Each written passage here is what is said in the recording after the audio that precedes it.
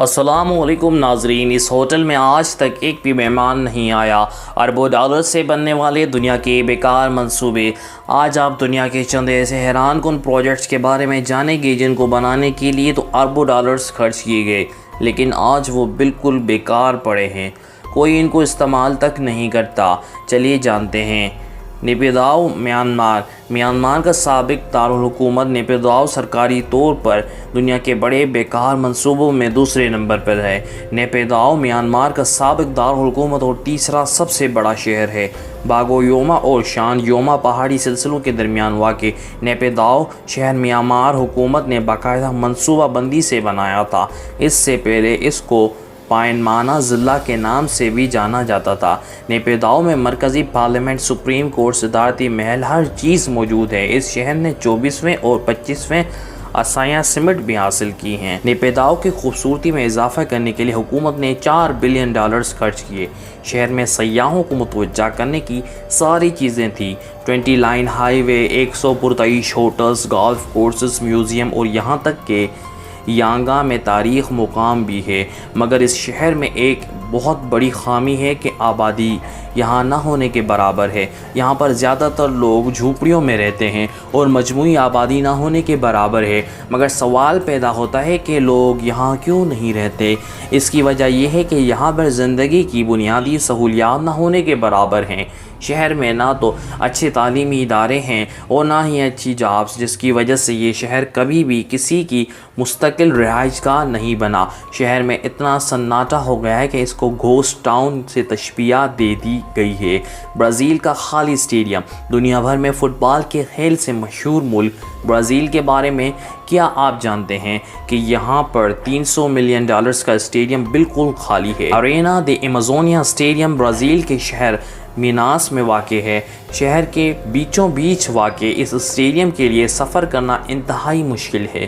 یہ پروجیکٹ اتنا آسان نہیں تھا کیونکہ اسٹیڈیم میناس کے جنگلات کے بیچوں بیچ واقع ہے، جس کی وجہ سے اسٹیڈیم کے لیے سامان پہنچانے میں انتہائی مشکل آئی اور زیادہ تر سامان کو پرتگال سے ایمیزون کے بحری راستے کے ذریعے سے منگوایا گیا۔ اس اسٹیڈیم کو بننے میں 4 سال لگے، جس کی لاگت میں $300 ملین خرچ ہوئے۔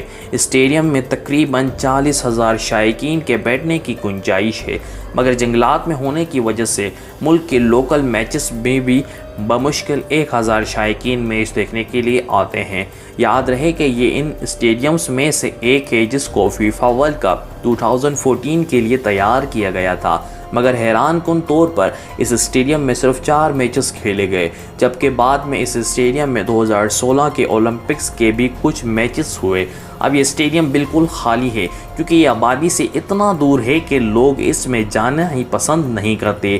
یہاں پر یہ بات جان لیں کہ اس اسٹیڈیم کے خالی رہنے کی بڑی وجہ یہ ہے کہ مقامی لوگ اس کے ٹکٹ کا خرچہ بھی برداشت نہیں کر پاتے، جبکہ اب تو اس اسٹیڈیم میں میچز کے بجائے شادیاں بھی ہوتی ہیں۔ اسٹیڈیم کے مالکان کی جانب سے یہ بھی کوشش کی جا رہی ہے کہ کس طرح سے یہ اسٹیڈیم فروخت ہو جائے، لیکن ابھی تک ممکن نہیں ہو سکا۔ سری لنکا کا خالی ایئرپورٹ۔ 2009 میں سری لنکا کی سول وار ختم ہوئی، جس کے بعد سری لنکا کے صدر مہندا راجاپکسا نے اپنی پلاننگ کرنا شروع کر دی، جس کے ذریعے ملک کی معیشت کو فروغ دیا جا سکے۔ اس وقت ملک میں صرف کولمبو انٹرنیشنل ہی واحد ایئرپورٹ تھا، مگر یہ سب کچھ بدلنے والا تھا کیونکہ صدر نے دارالحکومت سے 250 کلومیٹر دور ہمبنٹوٹا کے علاقے میں ایک دوسرا تجارتی مرکز کا تصور تخلیق کیا۔ اس دوران وہاں پر بڑے پیمانے پر تعمیراتی کام جاری تھا۔ چین کی مدد سے وہاں پر ایک نئی سمندری بندرگاہ بھی تعمیر کی جا رہی تھی۔ دوسرا پلان ہمبنٹوٹا شہر کے علاقے مٹالا میں دوسرے انٹرنیشنل ایئرپورٹ کو تعمیر کرنا تھا۔ اس پروجیکٹ کی تعمیر کے لیے $210 ملین کی لاگت آئی، جس میں سے $109 ملین چین سے ادھار لیے گئے۔ لیکن جب ایئرپورٹ میں فلائٹ کا آغاز ہو گیا تو کچھ جغرافیائی مسائل کا سامنا کرنا پڑا، کیونکہ ایئرپورٹ ایک ایسے شہر میں تعمیر کیا گیا تھا کہ جس کی کل آبادی 20,000 لوگوں کی تھی، جن میں سے اکثریت غریب لوگ تھے۔ 2014 میں ایئرپورٹ کو 3,000 فلائٹس کے لیے استعمال کیا گیا، جس میں 50,000 مسافروں نے سفر کیا، جبکہ ایئرپورٹ کے پلان میں یہ شامل تھا کہ 10 لاکھ مسافر سفر کریں گے۔ لیکن نتیجہ بہت برا ملا، اور اس کے بعد تو اب اور بھی برا ہوا جب مسافروں کی کم تعداد کی وجہ سے ایئر لائنز کی جانب سے آپریشنز منسوخ کیے جانے لگے، اور ایک سال کے اندر مالکان کو $17 ملین کا نقصان برداشت کرنا پڑا۔ یہاں تک کہ 2015 کے الیکشن میں سری لنکا کے مقامی ایئر لائنز کے فلائٹ آپریشنز بھی اس ایئرپورٹ سے بند کر دیے گئے۔ ایئرپورٹ پر چھائے سناٹے کی وجہ سے ارد گرد موجود جنگلی جانور ایئرپورٹ آنے والے مسافروں کو پریشان کرتے تھے، جس کے لیے حکومت نے 300 افراد پر مبنی فوجی اہلکار کو ایئرپورٹ کی حدود سے جنگلی جانوروں کو نکالنے کے لیے تعینات کیا۔